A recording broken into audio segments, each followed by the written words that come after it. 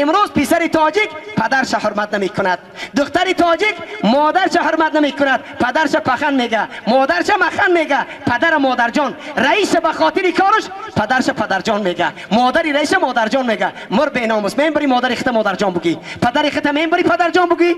مر به ناموس تو چرا از قرآن دور موندی؟ تو از احادیث نبوی دور موندی. قسم به نام الله اگر تو مادر تا دوست بداری هر پگی پای مادر تا بوسه بکن تو پادشاه میشوی، تو آبرومند میشوی.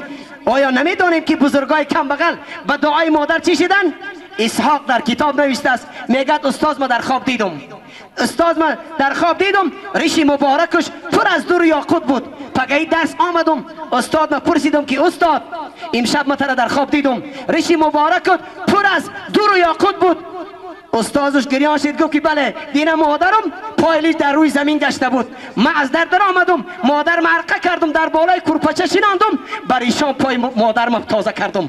انا این بود که ریشی من تو در خواب دیدی که دور و یاقوت بود. امروز ما با مادر چی میکنیم؟ طرفی مادر داد میزنیم، طرفی زنامان زنک جان و عروچان مادر داد میزنیم. مادری که تو را به دنیا آورد، سببی به دنیا آمدن تو مادر شد، پدر پیر شد. امروز مادر قدر ندارد. مادری که در خبر آمد است که به سوی سه کس نظر کردن عبادت است.